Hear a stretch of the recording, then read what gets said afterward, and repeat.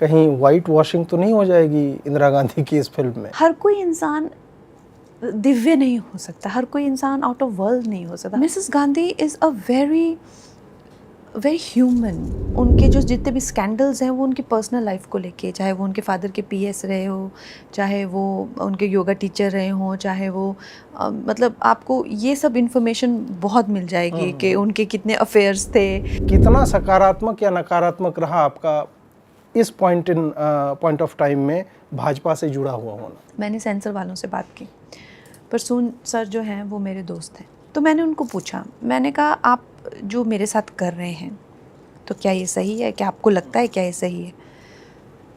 तो उन्होंने कहा कि कंगना, एक सही और गलत से भी आगे एक दुनिया है जिसको कहते हैं रियल की दुनिया। 10-10, 15-15 मिनट के रोल और डिमीनिंग रोल होते हैं उनके, कोई अच्छे रोल उनको अच्छी लाइट में नहीं दिखाते हैं वो लोग।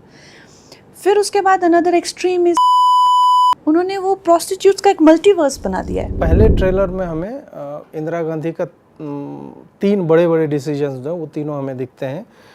बांग्लादेश दिखता है, खालिस्तान दिखता है, आपातकाल दिखता है। दूसरे से ये सारे अंग जो है वो गायब हैं। मना किया है कि आप भिंडरनवाले का नाम नहीं ले सकते, उसके कट्स हमको निकालने को कहा है। तो बेसिकली मैंने वही कहा था कि आर दे इनऑथेंटिक और व्हाट इज़ इट। तो उन्होंने कहा कि अब आप समझिए सेंसिटिव इश्यूज़ हैं और आपको अगर इसका सर्टिफिकेट चाहिए तो जैसा बोल रहे हैं वैसा करिए। और मेकअप में नॉर्मली कितना समय लगता था आपको हर दिन? लग जाता 2-2.5 घंटे लग जाते थे। हमारे जो मेकअप आर्टिस्ट थे यूएस से थे और उनको एकेडमी अवार्ड मिला हुआ है द डार्केस्ट आवर के लिए।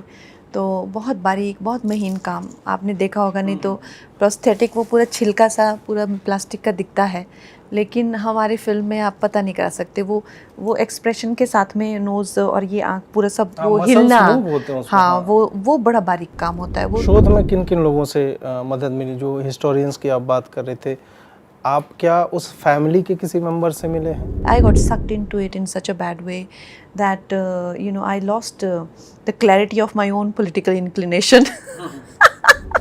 Good art should just be a piece of art, open to interpretations.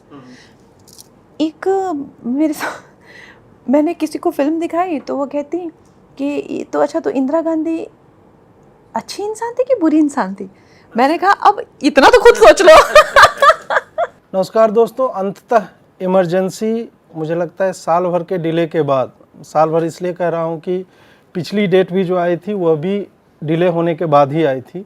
Sensor board का क्या रहा, पॉलिटिकल इसमें मोटिव क्या थे, हरियाणा चुनाव के कारण क्या हुआ, बहुत सारी बातें इस बीच हुई। एक बार प्रमोशन का पूरा दौर चला, उसमें अच्छा खासा बजट जो है कंपनियों का जाता है। उसके बाद वो फिल्म जो है रिलीज होने से सप्ताह भर पहले रुक जाती है और उसके बाद फिर हम सब एक उहापोह में पड़ जाते हैं कि अंततः रिलीज होगी भी या फिर वही सिख वाला मुद्दा उठा करके दिल्ली चुनाव आ रहे हैं वो हो जाएगा, फिर पता नहीं कब होगा। इस तरह से ये होते होते अंततः यह फिल्म अब 17 जनवरी को रिलीज हो रही है। हमारे साथ कंगना जी हैं जिनसे हम फिल्म निर्देशन, उनके अभिनय को लेकर और थोड़ी बहुत एक आध दो प्रश्न है राजनीति को लेकर के भी होगी। कंगना जी, बहुत बहुत स्वागत है आपका। सबसे पहला तो प्रश्न यही है कि हर फिल्म का एक बजट होता है, प्रमोशन का भी बजट होता है, टाइमिंग होती है कब हम प्रमोशन शुरू करें, वो पीक करेगा और लोगों की मेमोरी में वो बना रहेगा। उसके बाद फिल्म हम फ्लोर पे नहीं, सिनेमाघरों में हम लेकर के आएंगे। तो ये लगातार रुकते रिलीज होते होते होते अब जाकर के आ रहे, इसके मानसिक और आर्थिक दोनों पक्षों पे चर्चा की। एक तो देखिए, फिल्म बनाना अपने आप में ही एक संघर्ष का काम होता है, क्योंकि आर्ट इज सब्जेक्टिव है ना। कोई जब चल जाता है तो कहते देखा इसने कुछ अलग किया था, लेकिन जब आप बना रहे होते हैं तो वही चीज़ कि एक पॉलिटिक्स की फिल्म है, सारे देखा जाए तो ज़्यादातर बुजुर्ग ही लोग हैं इसमें। ऐसा कोई आपको पता है, जब फिल्मों की बातें होती है तो बड़ी अलग तरीके से टेबल पे बातें होती हैं।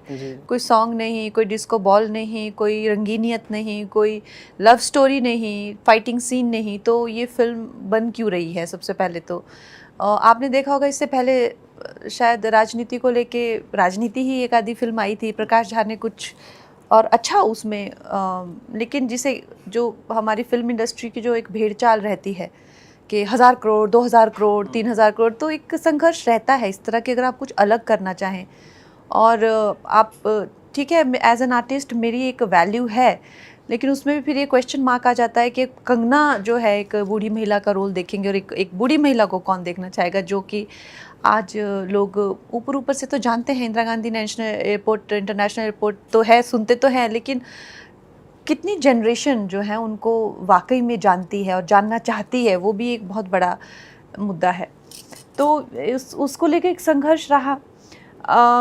आपने देखा कि इससे पहले भी आज तक मिसेस गांधी पे कोई फिल्म नहीं बना पाया, नाम बदल के या कुछ छोटे मोटे रेफरेंसेस से फिल्में बनी हैं, लेकिन एक प्रॉपरली उनकी लाइफ पे एक ऑथेंटिक फिल्म कोई नहीं बना पाया। और जिन्होंने कोशिश भी की इससे पहले उनका हश्र बहुत बुरा हुआ। पर मुझे लगा कि 2014 के बाद मुझे लगा कि शायद अब स्थितियाँ सामान्य हैं और ये वक्त है कि इस तरह की फ़िल्म बनाई जाए। और इसमें ऑनेस्टली एक आप कल को फिल्म डायरेक्ट करेंगे, आप उसी पे डायरेक्ट करेंगे जिसमें आपकी रुचि हो। तो ये फ़िल्म बनाना, फिर जब रिलीज़ पे ये फ़िल्म आई तो मुझे काफ़ी इसको लेके काफ़ी धक्का लगा, क्योंकि हमें सर्टिफिकेट इशू कर दिया गया था और उसको फिर विड्रॉ कर लिया। नहीं, फिजिकल कॉपी आपको शायद नहीं मिली थी। हाँ, लेकिन क्या होता है कि जब आपको सर्टिफिकेट मिल जाता है, फिल्म तो सेंसिटिव है, ये तो मुझे भी पता है, इस करके हर हिस्टोरियंस ही हमारे जो है, कई हिस्टोरियन 4 से 5 हिस्टोरियंस हैं हमारे, और कई तो ऐसे जिनको जेल भी हुई थी उस टाइम पे। तो वाकई बात है कि आप इतनी सेंसिटिव फिल्म बनाने जाएंगे, इतनी इन्वेस्टमेंट होगी आपकी भी चाहे किसी की भी हो, तो आप फूक फूक के तो कदम रखेंगे। तो वो तो था, मेरी पूरी तैयारी थी, इसीलिए मैंने 6 महीना पहले सेंसर में वो जो है वो सबमिट कर दी थी। फिर मैंने अपने स्टूडियो को भी कहा था, आई सेड हमें कोई जल्दी नहीं है रिलीज़ डेट की, एक बार सर्टिफिकेट आए हम तब रिलीज़ डेट देंगे। तो सर्टिफिकेट भी हमें मिल गया। इनफैक्ट उन्होंने जब स्क्रीनिंग की तो बहुत ज़्यादा डॉक्यूमेंटेशन मांगी, ये कहाँ से वो कहाँ से, यहाँ तक कि मुझे इतनी हैरानी है, इतने फेमस चीज़ें हैं उनकी भी हमें कितने प्रूफ देने पड़े। पर खैर एनीवे, हम लोग उस एक्सरसाइज से निकले, फिर हमें सर्टिफिकेट मिल गया, तो उसको करके हमने फिर रिलीज़ डेट अनाउंस की और कॉपी का आजकल उन्होंने शुरू किया। फिर फाइनली जो हुआ कि लास्ट मिनट पे आके 3-4 दिन पहले, रिलीज़ से पहले हमें बोला गया कि अब आपको नहीं मिलेगा। तो आपको तो पता है मार्केटिंग का पूरा रहता है। फिर उसके बाद में ये भी कोई हमें निर्धारित नहीं था कि अब नहीं तो कब हम आएंगे। तो इस तरह का जो है एक मानसिक पीड़ा से जाना, इस तरह की एक आर्थिक स्थिति से जाना, और कहीं ना कहीं मुझे लगता है कि एक हंसी का पात्र भी बन जाते हैं कि एक फिल्म बनाने चले संविधान पे और इन्हें कोई सपोर्ट ही नहीं मिले। हाँ, अब व्यक्ति की स्वतंत्रता कहाँ है फिर इस तरह से। मतलब 6 सितंबर जो डेट था वो हम लोग भी देखते हैं, तो हमें पता है कि 6 सितंबर का डेट, उसके अगले 2 वीक कोई भी बड़ी फिल्म नहीं थी, तो फाइनेंशियली भी और ब्रीदिंग स्पेस जो है आपकी फिल्म को मिलता। तो वो तो मैं समझ सकता हूँ कि एज ए प्रोड्यूसर उसमें आपका कितना उसमें क्षति हुई, मेंटली आदमी कितना टॉर्चर होता है। और सबसे बड़ी ट्रोलिंग जो एक ये होती है कि आप एक पार्टी से जुड़ी हुई हैं जिसके ऊपर बोला जाता है कि ये संस्थाओं को कंट्रोल करती है, और वहाँ से जब सर्टिफिकेशन में इस तरह के ट्रबल्स आते हैं, और फिर ठीक है, अब मुझे नहीं पता कि एक्चुअल रीज़न क्या रहा होगा, वो हो सकता है जिन्होंने सर्टिफिकेट नहीं दिया, या हो सकता है आप लोगों को पता हो, बट दिख ये रहा था कि हरियाणा चुनाव हैं, कुछ लोग ग्रुप्स ने जो है इसके ऊपर अटैक किया कि नहीं होना चाहिए, सिखों को गलत तरह से दिखाया गया, और उसके बाद वो फिल्म स्टॉल कर दी जाती है। तो कितना सकारात्मक या नकारात्मक रहा आपका इस पॉइंट ऑफ टाइम में भाजपा से जुड़ा हुआ होना? देखिए क्या होता है ना अजीत जी, जब मैंने ये फिल्म बनाई थी, तब जब बनानी शुरू भी की थी, तब मेरा भाजपा से कोई ऐसा मतलब टिकट भी मिलने का मुझे कुछ पता नहीं था। तो मैंने एक कलाकार के रूप से ये फिल्म बनाई पूरी तरीके से। अब ये जो लेफ्टिस्ट गैंग होती है, इन लोगों का एक बड़ा सीधा सीधा एजेंडा होता है। ये लोग बहुत ज़्यादा नफ़रत और प्रेजुडिसेस से भरे हुए लोग हैं। ये कभी भी ना किसी लीडर को अदर देन देम वो उनको रिस्पेक्ट नहीं देते हैं, चाहे सावरकर हो, वल्लभ भाई पटेल हो, नरेंद्र मोदी जी, उनको इस तरह की भी क्लैरिटी नहीं है कि भाई they can at least acknowledge there contribution, कभी भी नहीं। तो इनको ये इस बात का ये भय है कि शायद this is how I have also treated this subject. Gadkari ji ने फिल्म देखी तो उन्होंने सबसे पहले यही कहा कि कंगना आपने बहुत ही ऑथेंटिक, और वो लीडर को भी आपने उसका ड्यू दिया है, जो सही है वो सही है, वो गलत है वो गलत है। अब ये चीज़ जो इनको पता नहीं है कि ऐसा भी होता है या होना चाहिए या हो सकता है, क्योंकि ये तो कोरी गालियाँ देते हैं या तो किसी को बिल्कुल मुझे तो कहते हैं, मुझे तो जब से इनको मेरी इंक्लिनेशन, मुझे तो एक्टिंग ही नहीं आती, टोटल डिसमिस, मतलब मैं हूँ ही, एग्जिस्ट ही नहीं करते, यू नो। सो इनका तो वैसा एक रहता है, पर खैर हमारा ऐसा कुछ नहीं है। I have made this film in a very neutral way and in a very most sensitive way. तो लेकिन जब ये फिल्म आने को हुई तो उस टाइम में राजनीति में आ चुकी थी, और मैंने एक चीज़ नोटिस की कि राजनीति में कैसे हर चीज़ को जो है आपके अगेंस्ट यूज़ किया जा सकता है। तो इन्होंने जो है, because I have shown Mrs Gandhi's assassination also, so it's a matter of fact, I am not for और अगेंस्ट एनी थिंग। आप जब एक हिस्टोरिक बना रहे होते हो, आई यू नॉट फॉर और against, it is what it is. तो मैंने वो उसमें जो दिखाया, तो इन्होंने इस चीज़ को मेरे खिलाफ और मेरी पार्टी के खिलाफ यूज़ किया कि this is parties stance, you know. किसान आंदोलन पे जो आपका किसान आंदोलन statement पे था। लेकर या एक कम्युनिटी, एक समुदाय को लेकर इन्होंने ऐसा दिखाया कि आई एम अगेंस्ट दैट समुदाय, that's why I am showing Mrs Gandhi's assassination, and hence ये पूरी party is against, you know, ऐसा। तो बेसिकली मुझे टारगेट किया गया, मुझे सॉफ्ट टारगेट बनाया गया, और उस वक्त जो है वो वक्त इतना सेंसिटिव था, वो मुद्दा इतना ज़्यादा, हम भी देख सकते थे कि वो सेंसिटिव है। मैंने सेंसर वालों से बात की, परसून सर जो हैं वो मेरे दोस्त हैं, ही इज़ माई फ्रेंड, उन्होंने मेरे साथ फिल्मों पे काम भी किया हुआ है कई। तो मैंने उनको पूछा, मैंने कहा आप जो मेरे साथ कर रहे हैं तो क्या ये सही है, क्या आपको लगता है क्या ये सही है? तो उन्होंने कहा कि कंगना, एक सही और गलत से भी आगे एक दुनिया है जिसको कहते हैं रियल की दुनिया, रियलिटी। मैं तुम्हें सर्टिफिकेट दे दूंगा because I know the film is very good, लेकिन तुम्हारे साथ सबसे बड़ी ज़्यादती होगी, क्योंकि अगर दो, चाहे वो पॉलिटिकली मोटिवेटेड कह लो या प्लांटेड कह लो, 4 लोग भी जाके किसी थिएटर में 2 लोगों को थप्पड़ ला के भगा देते हैं या कुछ कर देते हैं, तो उस जगह के, उस जिला के डीसी के पास भी अथॉरिटी है कि that person can ban your film. This is the reality of, ये वास्तविकता है। तुम सच और झूठ से परे एक वास्तविक दुनिया है जिसमें तुम्हें जीना पड़ेगा। तो उस दिन फिर मुझे एहसास हुआ यार कि ये अब हमने कभी इस तरह से नई चीज़ों को देखा ना। तो अब अगर मुझे टारगेट किया जा रहा है, मुझे इस्तेमाल किया जा रहा है, तो फिर क्या मैं अपने आप को बिल्कुल ही इस्तेमाल होने दूं या और एक इसका विक्टिम बन जाऊं कि क्या करूं मैं?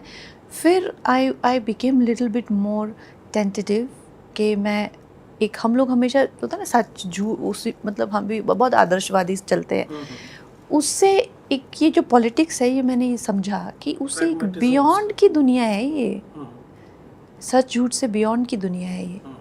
इस इंडस्ट्री में जिसका कोई गॉड फादर नहीं होता या जो आउटसाइडर होते हैं, उनके लिए जगह बनाना तो ऐसे दुष्कर होता है। उसमें भी यदि आप स्त्री हैं, बाहर से आई हुई लड़की हैं, तो ये सफ़र जो है और भी दुर्गम और कठिन होता चला जाता है। और हमने देखा है कि नारी केंद्रित जो भी फीमेल ओरिएंटेड फिल्म्स होती हैं वो लिखी ही नहीं गई हैं। मतलब पूरे हमारे हिंदी फिल्म इंडस्ट्री में तो दशांश भी नहीं होगा, 10% भी नहीं होगा। उसके बाद आपकी हम जर्नी देखते हैं, चाहे हम फैशन देखें, क्वीन देखें, तनुवेट्स मनु हम देखें, थलाइवी देखें, या ये अभी इमरजेंसी आ रही, तो इसमें कहीं ना कहीं, और ऐसा भी नहीं है कि आप सब में प्रोड्यूसर थीं, उन रोल्स को आपने एक तरह से अपना बनाया और उसका इम्पैक्ट इतना अधिक रहा कि लोग आपको देखने के लिए थिएटर में आते हैं। नॉर्मली ये होता है कि स्टार पावर में वो सामान्यतः केवल और केवल पुरुषों के लिए वो जगह एक तरह से ये है। तो ये जो आई कैंडी बना करके लड़कियों को प्रस्तुत किया जाता था, उससे इतर आपने जो इस तरह के सशक्त किरदारों को निभाया है, ये यात्रा आपकी कैसी रही? कैसे आपने ये जगह जो है बनाई इंडस्ट्री में? ये मुझे लगता है कि कहीं मेरे हमसे पहले, महिलाओं से पहले, ये जो लोगों के एक होता है ना कि वो विक्टर ह्यूगो का एक कोट है कि nothing is more powerful than the idea whose time has come, है ना। तो I think people were prepared for this. और पता नहीं कि ये एक विधि का विधान था कि क्या था। 2014 में ही मेरी फिल्म क्वीन आई। पहली बार हमने जो है एक ऐसी हीरोइन देखी जो घर की बेटी है, घर की बहन है। पूरे कपड़े उसको पहनाए गए हैं, उसके कपड़े उछाल के नहीं जा रहे बारों में, या उसको जो है आइटम नंबर कह लो, या एक तरह से एक sexual relief in the film की तरह से 10 सीन के बाद एक, उस तरह से नहीं यूज़ किया जा रहा है। तो आई थिंक लोग कहीं ना कहीं ये इस बात से बहुत परेशान थे बॉलीवुड से कि ये इन्होंने क्या दुर्दशा कर दी है। सोसाइटी की तो की करी है, लेकिन बेटियों की क्या दुर्दशा करी हुई है। तो जैसे ही ये फिल्म आई तो आप देखिए जैसे कि मानो एक समंदर सा उमड़ पड़ा हो फिर महिला प्रधान फिल्मों का, और महिला सशक्तिकरण की भी बातें होने लगी। ऐसा नहीं कि पहले नहीं होती थी। जैसे अगर हम देखें कि बहुत पहले गुड्डी जैसी भी कोई फिल्म आई, लेकिन वो मेन स्ट्रीम में कभी नहीं आई, वो हमेशा पैरेलल में ही रही। लेकिन अब जो है आई थिंक कहीं ना कहीं देश चाहता था कि ये हमारी फिल्मों की हीरोइन है, ये हमारी एक नायिका जिसको कह सकते हैं वो है। तो आई थिंक ये सराहनीय है कि लोगों में, ऑडियंस में वो मैच्योरिटी आई और हमें मौका आई तो फिल्में पहले भी होगी जैसे मैंने कहा, लेकिन उनको मौका नहीं मिला। हमें ऑडियंस ने फिर मौका दिया कि इनको और ऐसी फिल्में, अच्छी फिल्में बनानी चाहिए। थलाइवी जब आई तो हमने आपका बॉडी ट्रांसफॉर्मेशन देखा, और आपका जॉब ही यही है, बॉडी ट्रांसफॉर्मेशन होगा, कभी स्पीच का, कभी अलग अलग तरह से होता है। इस फिल्म के जो हमने ट्रेलर देखे या फर्स्ट लुक देखा है, तो उसमें हमने जो चूँकि एक पीरियड फिल्म है, तो उसमें एक तो प्रोडक्शन डिज़ाइन भी होता है, और कैरेक्टर को किस तरह से आप, जैसे आपको बोल रहा है कि बुढ़िया का रोल कैसे करेंगी, तो स्पीच इंटोनेशंस जो हैं आपके, चाहे पिच को एडजस्ट करना हो, ये सारा महीन काम वो दिख रहा है ट्रेलर में ही। इसके लिए मतलब प्रिपरेशन क्या, आपने बहुत सारे वीडियोस देखे और वहाँ से उनके ये सब उठाए, थोड़ा उसके बारे में बताइए। बहुत सारे वीडियोस देखे, और मिसेस गांधी को ऐसे भी बहुत पसंद था मीडिया में रहना, और उनकी बहुत, जैसे आप हम शास्त्री जी पे भी, उस टाइम के सारे लीडर्स पे हम रिसर्च कर रहे थे, उनका इतना मटेरियल मिलता नहीं है। मिसेस गांधी लव्ड, इनफैक्ट जो उन्होंने वॉर भी किया वो पूरा टेलीकास्ट होता था वॉर का दूरदर्शन पे भी, और आता था कि ऐसे ऐसे करके, वो वॉर रूम में भी उनके पीछे कैमरा रहता था हमेशा। तो उनको मीडिया में रहना बहुत पसंद था, तो उसके करके हमारा ये फ़ायदा हुआ कि हमारे पास उनकी बहुत फुटेज, बहुत इंटरव्यूज़, और उनकी बॉडी लैंग्वेज, बात करने का तरीका, हर इवेंट की जो है हम प्रॉपर रिक्रिएशन ऑफ कॉस्ट्यूम्स हम कर सके, क्योंकि वो हर इवेंट की बहुत फ़ोटो देती थी।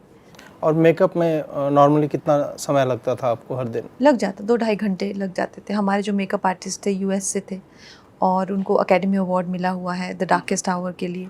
तो बहुत बारीक, बहुत महीन काम, आपने देखा होगा। नहीं तो प्रोस्थेटिक वो पूरा छिलका सा, पूरा प्लास्टिक का दिखता है, लेकिन हमारी फिल्म में आप पता नहीं करा सकते, वो एक्सप्रेशन के साथ में नोज़ और ये आँख पूरा सब वो हिलना, हाँ, वो बड़ा बारीक काम होता है। वो लोग तो हम पे लगाने को उनको 1.5-2 घंटे लगते होंगे, लेकिन वो खुद 3-4 बजे उठ के वो सब बनाते थे हाथ से, जैसे एक सुनार कैसे बनाएगा वैसे बहुत प्यार से बनाते थे। इंदिरा गांधी जैसे पर्सनालिटी पे फिल्म लिखना और बनाना, ये almost out of bounds type का सब्जेक्ट रहा है। आपने भी कहा ही, एक फिल्म आंधी आई थी, हल्का सा उसमें जो है आप कह सकते हैं कि रिलेटेड थी, या किस्सा कुर्सी का जिसका आप जिक्र जो है बार बार करती हैं।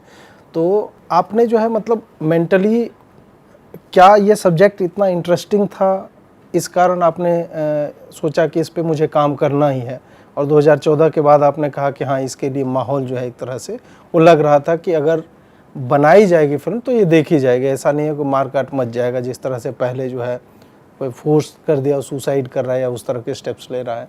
तो मेंटली आपने कैसे अपने आप को तैयार किया कि आने वाले समय में इतना संघर्ष हो सकता है, बावजूद इसके कि सत्ता में वो लोग नहीं?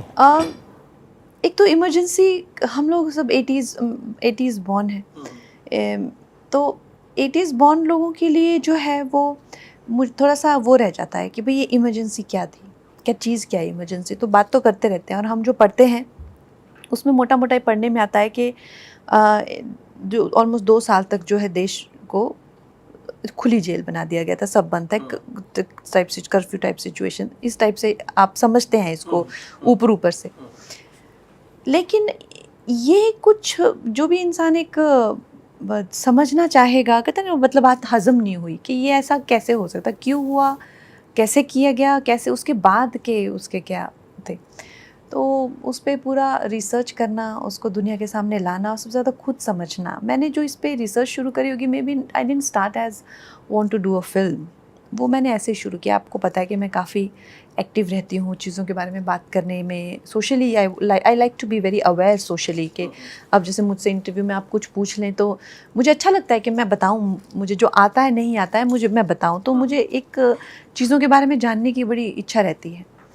और इसी तरह से मैंने अपने आप को सेल्फ एडुकेट भी किया हुआ है। मैं एक्चुअली सिर्फ स्कूल पास हूँ, लेकिन मैं फ़िज़िक्स से लेके मतलब जो भी वर्ल्ड में जो भी चीज़ है उसको मैं खुद को एजुकेट करती हूँ। तो उस तरह से मैंने वो सिचुएशन को पढ़ा। मिसेस गांधी मुझे कभी पसंद नहीं थी एज अ पर्सन, तो मैंने कभी सोचा नहीं कि मैं मिसेस गांधी पे फिल्म बनाऊँ। मेरी उनको लेके एक बड़ी सुपरफिशियल सी धारणा थी, जैसे आजकल के हमारी सारी पीढ़ी की यही धारणा है, 1-2 चीज़ें खाली हम जानते हैं, उसके बाद हम डेप्थ में नहीं जानते हैं, क्योंकि हमने वो समय जिया नहीं। हाँ, और उनको लेकर जो है एक जैसे आपने कहा आंधी टाइप फिल्म जैसे आना, एक वुमन को जब होता है ना तो उनको बस लव स्टोरीज तक सीमित किया जाता है, या उनके जो जितने भी स्कैंडल्स हैं वो उनकी पर्सनल लाइफ को लेके, चाहे वो उनके फादर के पीएस रहे हो, चाहे वो उनके योगा टीचर रहे हों, चाहे वो मतलब आपको ये सब इन्फॉर्मेशन बहुत मिल जाएगी कि उनके कितने अफेयर्स थे, या सपोज्ड अफेयर्स थे, या क्या था क्या नहीं। तो मुझे ये बात बड़ी खलती थी कि यार मतलब वो प्राइम मिनिस्टर रह चुकी हैं, तो ऐसा क्या, मतलब we only know a woman in that context only, और कोई उसका कॉन्टेक्स्ट ही नहीं होगा। पर फिर भी मेरा मन ये नहीं था कि मैं मिसेस गांधी प्ले करूं। फिर मैंने उनकी एक ऑटोबायोग्राफी पढ़ी बाय पुपुल जैकर। तो पुपुल जैकर को उन्होंने कहा कि आप जो है मेरी ऑटोबायोग्राफी लिखो। तो पुपुल उनकी बड़ी अच्छी मित्र थी, और वो खुद भी कैबिनेट में मिनिस्टर रह चुकी थी उनके टाइम पे, टेक्सटाइल की कुछ ऐसी बड़ी एक बुद्धिजीवी थी। तो पुपुल ने उनको कहा कि मैं नहीं लिखूंगी तुम्हारी, बिकॉज तुम अपने बारे में सच सुन नहीं पाओगी। तो उन्होंने कहा मैं तुम्हारे साथ, वो रोज़ उनके साथ सेशन रिकॉर्ड करती थी, कहते जब जब तुम्हें ठीक लगे तब तुम लिख देना। तो फिर जब इनका देहांत हो गया मिसेस गांधी का, तो पुपुल जैकर ने उसकी बायोपिक लिखी, और वो राजीव गांधी जी ने जो है वो लॉन्च की। उसमें एक लाइन है कि जब उन्होंने इमरजेंसी लगाई तो उनके जो गुरु कह लो, या फिलोसोफर या टीचर जो भी उस टाइम पे उनकी जो भी संबंध, पॉलिटिकल मेंटोर कह लीजिए। नहीं, पॉलिटिकल, जिडू कृष्णमूर्ति पॉलिटिकल मेंटोर तो नहीं थे, बट स्पिरिचुअल मेंटोर उनके थे। वो एक मित्र भी थे स्पिरिचुअल, उनके आश्रम में वो काफ़ी समय व्यतीत करती थी। तो उन्होंने उनको कहा कि इंदिरा, ये इमरजेंसी तो तुम्हें रद्द करनी चाहिए। तो उन्होंने उस टाइम पे उनको कहा कि Jiddu, I feel I am riding a ferocious beast, but if I get down now it will eat me up। तो इस बात को लेके मुझे इतनी ज़्यादा रुचि हो गई उनके किरदार में कि यार एक्चुअली हम लोग किसी भी इंसान को ना बड़े सरफेस पे देखते हैं, कि एक इंसान को इमरजेंसी को उन्होंने जिस तरह से बयान किया अपनी मनोदशा से कि उनके लिए इमरजेंसी क्या थी। फिर मेरे को इमरजेंसी में एज अ सिनेमैटिक रुचि हुई, नॉट एज अ पॉलिटिकल रुचि, सिनेमैटिक रुचि हुई कि मैं इस दहशी दरिंदे पे सवार तो हूँ, पर उतरूँ कैसे, वो मेरे को समझ नहीं आ रहा। तो ये मैंने कहा ये तो this is like a Shakespearean tragedy. आप सत्ता की भूख पे पहुँच तो जाते हैं, सत्ता मतलब उस थ्रोन पे, लेकिन फिर वो जो खंजर है उसका क्या करेंगे, वो जो आपके सर पे घूम रहा है, लाइक मैकबेथ। तो मुझे मैकबेथ में और मिसेस गांधी की लाइफ में इतने पैरेलल्स ड्रॉ हुए कि उतने कि फिर वो एक आर्टिस्ट ख्यालों में चले जाते, डूब जाते, सपनों में डूब जाते। फिर वो वो वास्तविकता नहीं रह जाती, आप उस दुनिया में आ जाते हैं। फिर मेरे साथ वैसा हो गया है, मुझे ऐसा लगा जैसे you know I have to make this, Mrs Gandhi is telling me everything about her life and I have to make it. I got sucked into it in such a bad way that you know I lost the clarity of my own political inclination.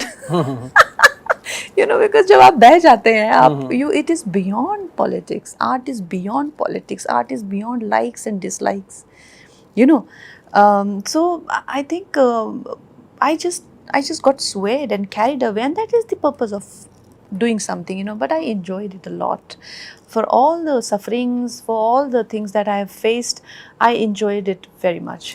तो लोग कहीं ना कहीं थोड़ा सा, मतलब मेरा ही सहकर्मी है पुलकित, उसने बोला कि सर एक क्वेश्चन ये मेरी तरफ से पूछेगा, कहीं वाइट वॉशिंग तो नहीं हो जाएगी इंदिरा गांधी की इस फिल्म में? कोई वॉशिंग है ही नहीं, ये कोई लॉन्ड्री मशीन तो है नहीं जो मैं सबको वॉश करूं या वाइट वॉश या ब्लैक वॉश करूं।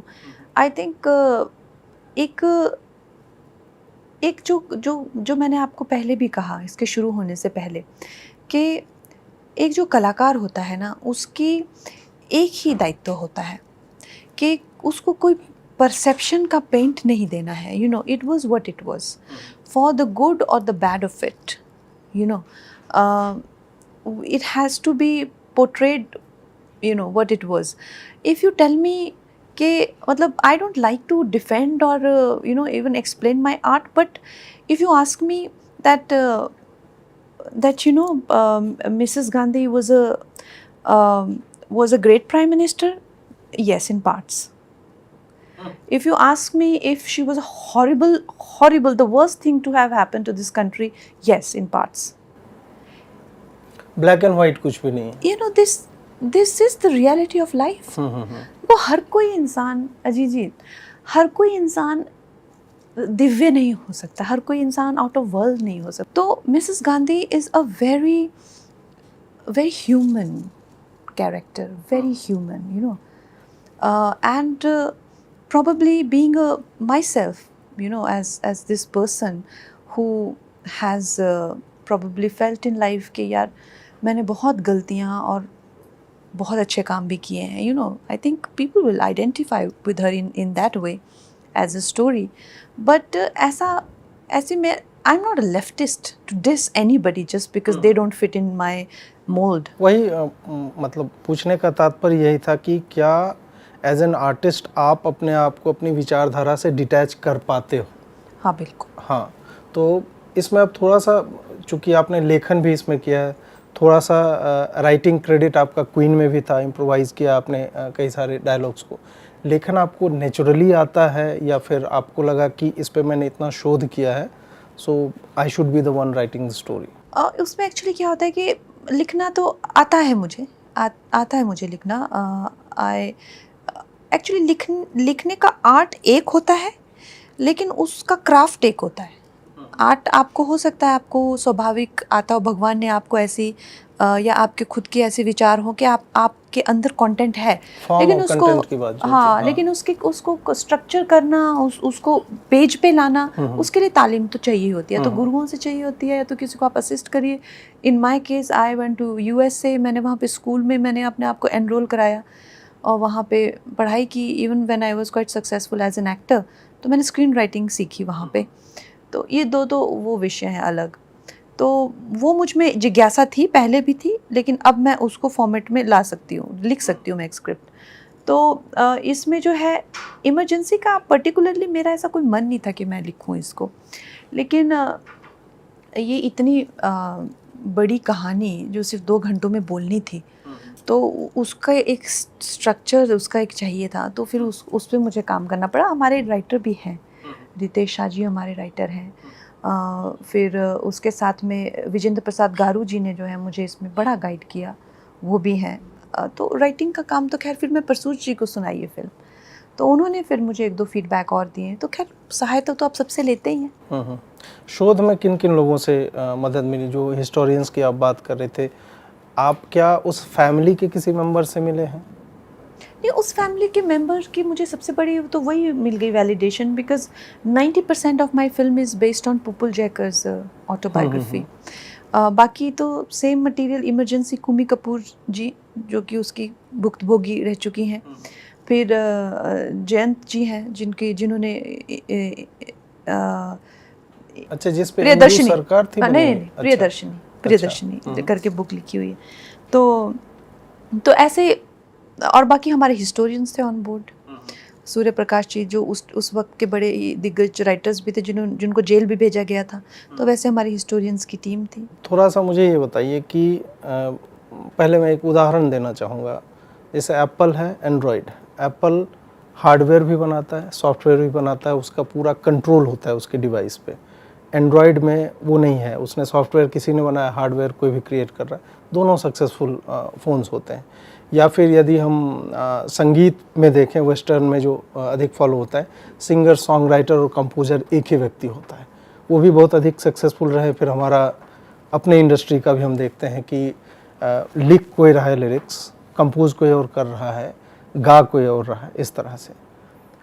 इसका कितना आपको लाभ मिलता है कि आप हर चीज़ के कंट्रोल में हो, कि आप लिख भी रहे हैं तो you know the story inside out, आप शोध का हिस्सा रही हैं, आप एक्ट भी कर रहे हैं और आप डायरेक्ट भी कर रहे हैं।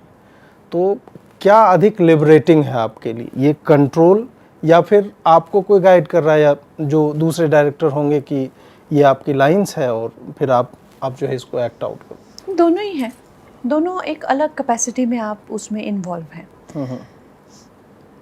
जैसे कि फॉर एग्जांपल जब आप के कोई डायरेक्टर है तो आप एक तरह से एक फैमिली में एक बच्चा होता है ना, उनके मज़े होते हैं, everything is coming to the table, आपको क्या लेना देना है ना।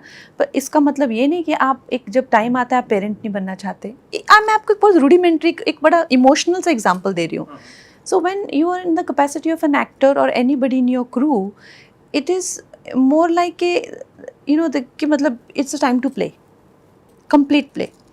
तो चाहे वो आपको सेट्स बने बनाए मिले, चाहे वो आपको लाइनें बनी बनाई मिली, चाहे वो आपको सब कुछ एक तरह से हाथ में मिले, तो एक वो अगर आपको उसमें कोलैबोरेट भी करना हो, you can very much collaborate, कि आप डायरेक्टर को नहीं यार इसको ऐसे करते हैं, इसको ऐसे बोल देते हैं, but there is a limit to collaboration because that structure is set, लेकिन एक अगर आपका खुद का एक एवोल्यूशन है, आप उसको पुश नहीं कर सकते, आप खुद को वो नहीं बना सकते। अगर आप इतना इवॉल्व हो चुके हो कि आपको लगता है कि नहीं, now it is my time to provide that for people, अगर आपको अंदर से वो धारणा आती है, तो then you should not kill that, because enough of playing, then you should take the responsibility. So I think मुझ में ये आने लग गया धारणा, because that is not subjected to age और स्टेज और सक्सेस और फेलियर। मुझ में वो धारणा आ गई कि ये अब मेरा टाइम है, आई शुड डू दिस। तो मैंने फिर ये फिल्म बनाई, एंड चाहे मैंने उसमें खैर राइटिंग का, बट चाहे मेरे फिर एक्टर्स रहे हों, या जैसे मैंने कहा कितना इंटरनेशनल क्रू मैंने लाया है इंडिया में, फिर चाहे म्यूज़िक कंपोजर से लेकर कम से कम 200 लोगों का आपका यूनिट होता है। तो ये कहना तो खैर बिल्कुल भी प्रैक्टिकल नहीं है कि आप अकेले ही सब कुछ करते हैं। आप मे बी राइटिंग और वो कर सकते हैं, directing, but other than that there are so many department, so many HOD, so many actors. सबसे बड़ी बात है कि you have to bring the money to the table, how many people you can convince, not convince. फिर आप अपने घर गिरवी रखो, आप अपने गहने गिरवी रखो, but nobody should know that on the set कि आप you are in that place। तो दोनों का एक अपना सुख है, मैं कहूँगी, है ना। दोनों का एक अपना सुख है। एक थोड़ा सा ज़्यादा रिस्पॉन्सिबल जॉब है, बट उसकी ग्रेटिफिकेशन भी बहुत ज़्यादा है, हद से ज़्यादा ग्रेटिफिकेशन है। क्योंकि आपके पास फिर वो पावर आ जाती है कि आप अगर ये फिल्म चलती है तो ये ना कि सिर्फ आपका कल्याण करेगी, या ये पूरी इंडस्ट्री के लिए एक शिफ्ट हो जाएगा कि भाई देखो, आज गुटखा खाने वाले और ये सब थ्रस्टिंग करने वालों की अब एक वही प्रचलन चल पड़ा है। उसमें बोलेंगे कि देखो, ये साधारण सी बेटी ने आकर एक संविधान पे एक फिल्म बनाई, इतने बड़े स्कैंडल पे, और उसने इतना, तो ये ग्रेटिफिकेशन भी हो सकती है, ब्रिक बैट्स भी फिर हो सकते हैं, बट दोनों का ही एक अपना मज़ा है। मैं ये नहीं कहूँगी कि ये ज़्यादा अच्छा है कि वो ज़्यादा अच्छा है। ठीक है, आप चुनना नहीं चाहती, मैं थोड़ा सा और आप पर सोलो सपोर्ट, और इसमें अभी देखो टीम का भी हिस्सा होना भी तो नहीं, हाँ ऑब्वियस सी बात है। मैं ये जानना चाह रहा था कि किसी और के द्वारा निर्देशित होना और स्वयं स्वयं ही आप निर्देशक हैं। You are as good as a director. If you feel कि I can do better than this person behind the camera, this is your time to step out of that frame. तो मतलब ये ऑलमोस्ट आपकी inner calling थी, जैसे आपने को direct किया मणिकर्णिका को, उसके बाद फिर आपको ये आप पहले से इस फिल्म को, इस सब्जेक्ट को लेकर के जब आपने सोचा कि this has cinematic value to it, so you decided at that point in time कि मैं इसे डायरेक्ट भी करूंगी? नहीं, ऐसा कुछ नहीं था। मेरा क्या था कि मेरा जो एवोल्यूशन है एज अ थिंकिंग पर्सन, क्योंकि मैंने कभी अपने आप को एक नॉर्मल हीरोइन से रिलेट नहीं किया। जब भी मैं इन लड़कियों को मिलती थी, आई लैश फ्लटर, ऐसे इतने बड़ी बड़ी हील्स पहन के आना और वो सब, so I used to feel कि no, I am not this person, I am not this person. And if I see somebody really this thing, तो मुझे लगता था कि वो चाहे गुलजार साहब हो, चाहे वो विजेंद्र प्रसाद जी हो, चाहे वो like you feel people and that I want to be like, like not exactly this person, that I want that. तो वो आप में मैं उस लेवल तक जाना चाहता हूँ। हाँ, मुझे लगा कि I deserve better than this fake lashes and वो सब I botox वो सब, I thought no, I'm not this person.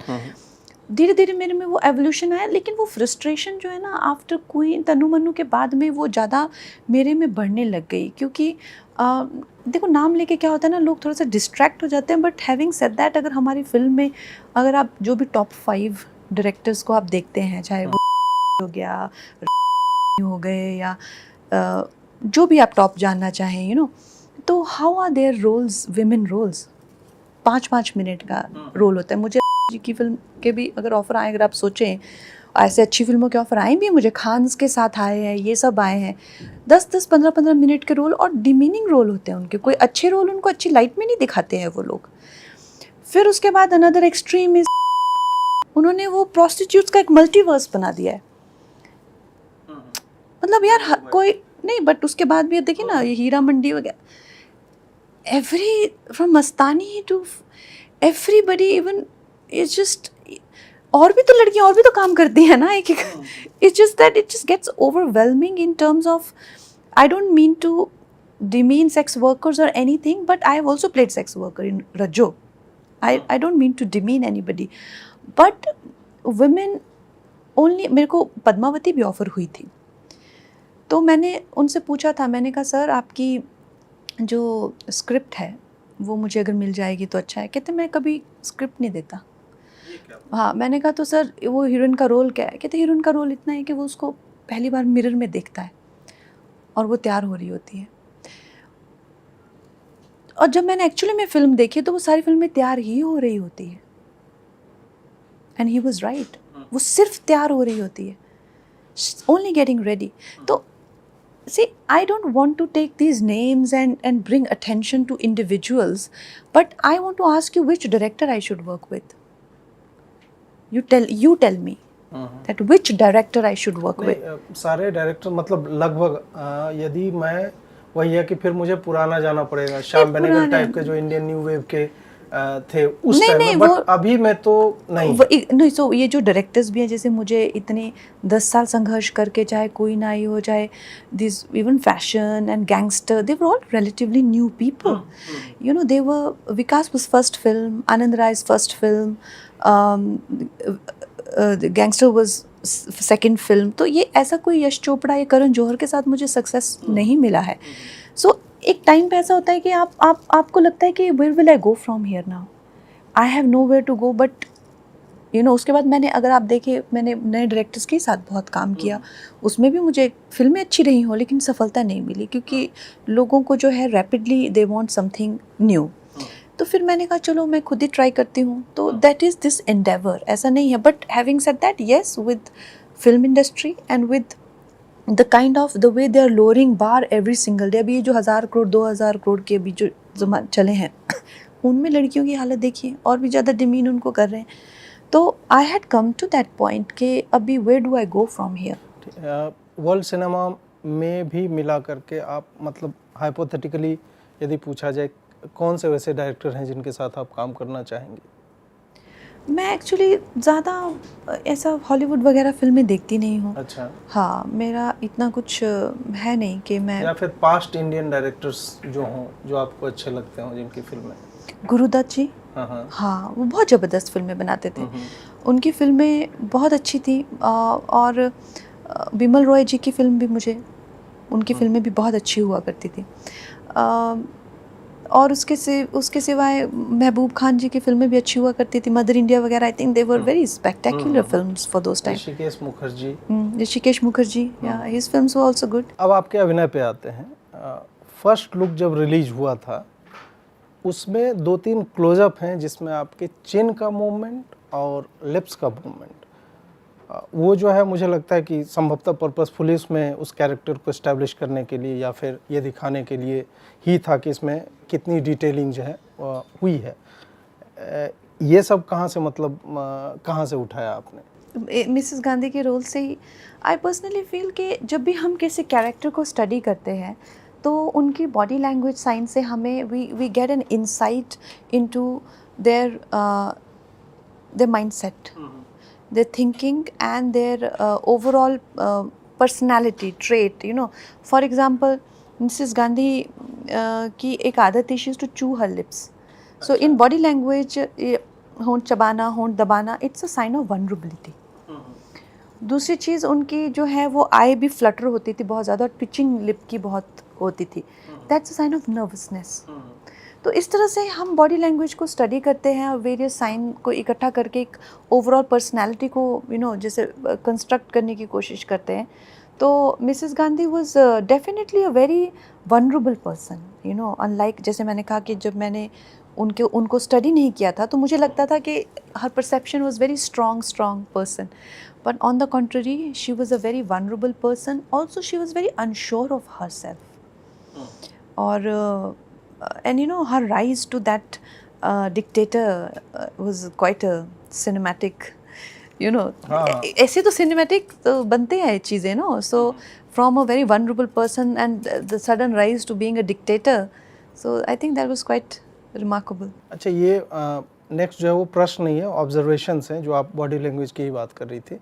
Trailer और फर्स्ट लुक में हमने देखा है कुछ चीज़ें, जैसे पहला शॉट जो है वाइट साड़ी में है संभवतः, जिसमें के आगे पूरा टेबल है, संभवतः वो पहली बार she is assuming the office.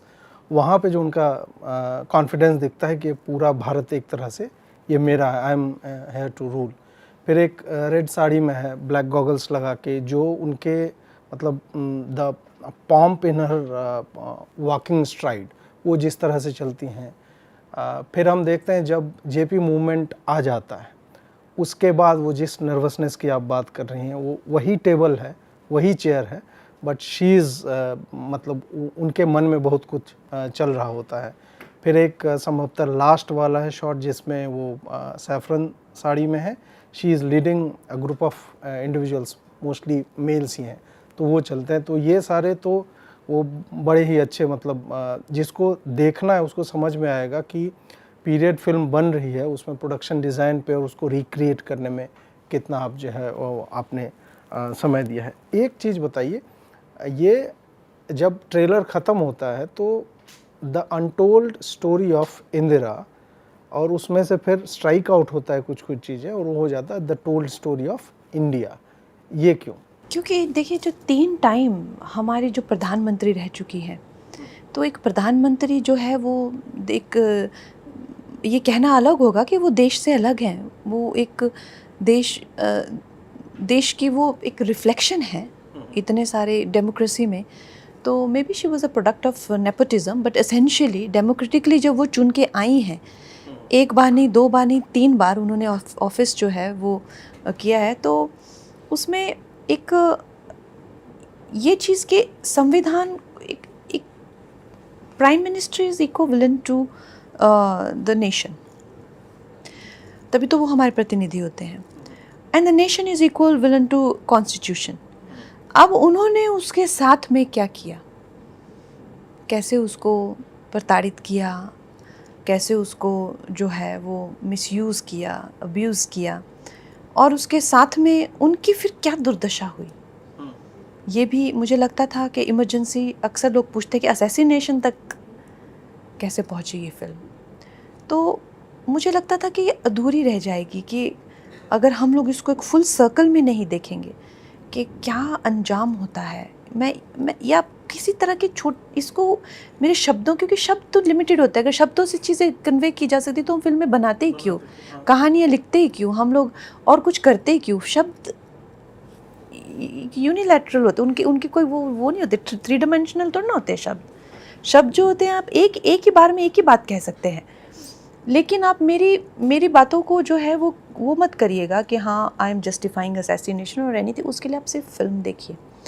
और मैं ये कहना चाहती हूँ कि इस फिल्म को यहाँ तक ओवर फुल सर्कल बनाने का यही था कि इमरजेंसी हुई क्यों और उसके बाद क्या हुआ। इमरजेंसी शब्द जो है आजकल मुझे लगता है कि सबसे अधिक पॉलिटिकल लेक्सिकन में देखा जाए सबसे अधिक अब्यूज्ड वर्ड है। हम और आप उस दशक से आते हैं जिससे पहले ये सब घटित होके संभल के देश दूसरी राह पे निकल चुका था। ऑब्वियस सी बात है, इम्पैक्ट रहता है उसका। बट अभी क्या है कि कुछ पत्रकारों को यदि देखें तो कॉन्स्टिपेशन हो गया उनको तो भी इमरजेंसी बोल देंगे, आपातकाल आ गया है। मतलब किसी भी बात पे आपातकाल आजकल आ जा रहा है। तो यदि इस फिल्म के बारे में मैं ये समझना चाहता हूँ कि किस तरह से ये जो नई पीढ़ी है, चाहे हमारी है, हमारे बाद वाली पीढ़ी है, मिलेनियल्स हो गए और जेनजी हो गए, अब तो एक जेन अल्फ़ा आ गया, इन लोगों को उसमें ऐसा क्या मिलेगा जो अभी तक पब्लिक में है नहीं। सबसे पहले तो ये फिल्म है, film should be good art, should just be a piece of art open to interpretations. एक मैंने किसी को फिल्म दिखाई तो वो कहती कि तो अच्छा, तो इंदिरा गांधी अच्छी इंसान थी कि बुरी इंसान थी? अच्छा। मैंने कहा अब इतना तो खुद सोच लो। तो आई थिंक ये open to interpretation this is the sign of a good art. चाहे आप पेंटिंग देखें, चाहे आप कोई कविता देखें, it should be open to interpretation. तो ये एक आर्ट है, आपने उससे क्या लिया। अब आप फॉर एग्ज़ाम्पल अगर आप हमें लगता है कि दाऊद ख़राब थे तो हमें लगता है, लेकिन भाई उनकी गैंग में इतने सारे लोग हैं, उनको थोड़ा ना ख़राब लगते हैं। इंटरप्रिटेशन भी तो लाइफ में होती है ना किरदारों की। अब इंदिरा गांधी हैं, उनका क्या किरदार है, कैसी वो हैं, पूरी तरीके से। इनफैक्ट हिटलर जैसे नाम हमारे देश में बहुत लोग रखते हैं, जो क्रूरतम तानाशाह रह चुके हैं, उनके नाम से स्टालिन हो गया, हिटलर हो गया, स्टालिन। हाँ, स्टालिन। तो मैं वही कह रही हूँ कि अगर आपको उस तरह का किरदार जो है कि सबकी बैंड बजाई और ये किया वो किया, हाँ। अगर आपको वो अच्छा लगता है, जैसे कि डर का कैरेक्टर, एक्चुअली अगर आप देखें उसमें शाहरुख खान का कैरेक्टर कितने लड़कों का फेवरेट है। तो आर्ट जो होता है, इट इज़ नॉट टू से कि ये अच्छा है या बुरा है, it is open to interpretations. लेकिन ये ज़रूर है कि भाई उसका जो उसकी जो अंत है वो अच्छा नहीं दिखाना चाहिए।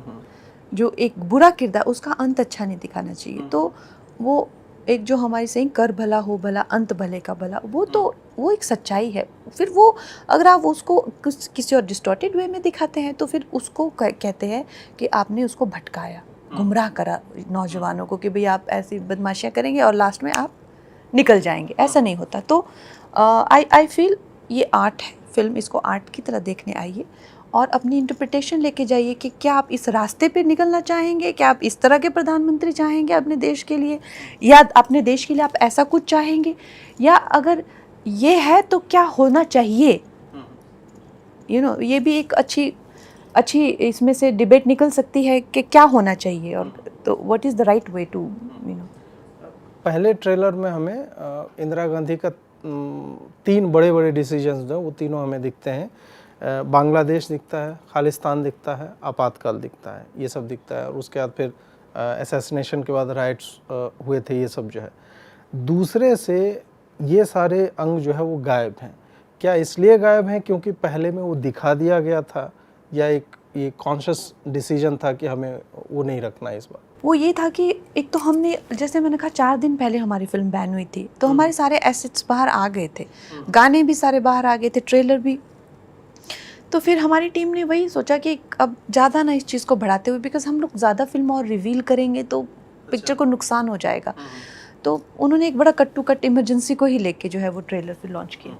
सेंसर से जो ये युद्ध चला उसमें कितने मतलब कितने कट्स लगे फाइनली, कितना आपको सजेस्ट किया गया था, कितने का आपने दिया उनको सारा डॉक्यूमेंट्स, और फाइनल हम मतलब क्या ये फिल्म वही है जिसको सर्टिफिकेट मिला था या उसमें कुछ बदलाव है? जैसे कि एक याद आता है मुझे, कहा गया था वो जब गर्दन काटते हैं उसकी बांग्लादेशी सोल्जर्स की, तो उसको संभवतः हटाने के लिए बोला गया था कि दिस इज़ टू ब्रूटल। वो तो अभी ट्रेलर में ही हमें दिख जाता है, तो कितना बदलाव है दोनों में? उसमें आई थिंक एक तो हमें मना किया है कि आप भिंडन वाले का नाम नहीं ले सकते। अच्छा, दैट इज़ अ बिग ये क्या बात हुई? Matter of concern. तो हमने फिल्म में जहाँ भी उनका नाम है निकाला है। उनके कुछ कट्स हैं जो निकालने पड़े हैं। जो पंजाब में हिंदुओं के साथ ब्रुटैलिटी हुई थी ब्लू स्टार ऑपरेशन से पहले, उसके कट्स हमको निकालने को कहा है। तो बेसिकली मैंने वही कहा था कि आर दे इनऑथेंटिक और व्हाट इज़ इट। तो उन्होंने कहा कि अब आप समझिए सेंसिटिव इश्यूज़ हैं और आपको अगर इसका सर्टिफिकेट चाहिए तो जैसा बोल रहे हैं वैसा करिए। तो मुझे काफ़ी ये चीज़ को लेकर अजीब लगा, लेकिन आई थिंक जिस तरह से भी ये फिल्म बाहर आए और लोगों तक पहुँचे, और सबसे बड़ी बात तो ये है कि उससे मेरी फिल्म से कुछ निकलता नहीं है, जाता नहीं है मेरी film. My film is about Mrs Gandhi and emergency. तो मैंने वो फिर निकाल दिए वो कट्स, और भिंडन वाले का भी नाम हमने फिल्म में नहीं रखा है। अच्छा, कुछ समय पूर्व आपका एक स्टेटमेंट हमने सुना, मुझे लग रहा है 7-8 दिन पहले ही था, कि कुछ लोग, और इनफैक्ट आपने कई बार ये बातें बोली है कि कुछ लोग जो इंडस्ट्री में हैं वो पूरी की पूरी फिल्म साबोटाज कर देते हैं, पूरा का पूरा करियर जो है लोगों का चौपट कर देते हैं। तो एक स्थापित व्यवस्था में धारा के विरोध में जाना कई बार आर्थिक रूप से भी बहुत अधिक नुकसानदेह होता है। वही इंडस्ट्री जहाँ से आप मतलब ऊपर उठें और अचानक से everybody because of your statements या विचारधारा या आप जिस पॉलिटिकल आइडियोलॉजी को सपोर्ट करते हैं, अचानक से वो आपके अगेंस्ट चले जाते हैं। आपके कुछ बुरे अनुभव उनके बारे में थोड़ा सा यदि आप बताना चाहें। खैर, अब वो गुजरे ज़माने हैं, उनकी क्या बात करनी। मैंने ये फ़िल्म अपने ही आप से बनाई हुई है, और जब ये फ़िल्म अच्छी बन गई तब मैंने स्टूडियो को भी दिखाई, मैंने नेटफ्लिक्स को भी दिखाई। तो उन्होंने बनने के बाद ये फ़िल्म ली, उससे पहले उनके भी अपने रिजर्वेशंस थे कि ये फ़िल्म जो है इन्होंने कैसे बनाई होगी, पॉलिटिक्स के करके बनाई होगी, ऐसे सब करके।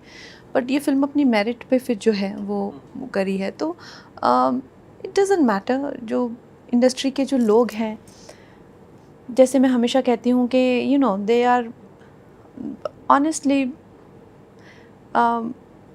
Kind of, to me they are like a disgrace. जो फिल्म इंडस्ट्री में जो लोग हैं, जिस तरह से हमेशा ही एक दूसरे वो थे क्रैब मेंटालिटी, अपने उसके पैर खींचना और ये सब, और एक अपना एक पैरेलल यूनिवर्स बनाने की कोशिश करना कि जो हमारे वाले हैं यही, इन्हीं को एक्टिंग आती है, यही हैं और तो कोई है ही नहीं दुनिया में बाकियों के करियर ख़राब करने। तो ये तो इनके, आपको पता है मैं तो कब से इसके बारे में, इसके अगेंस्ट बोल रही हूँ।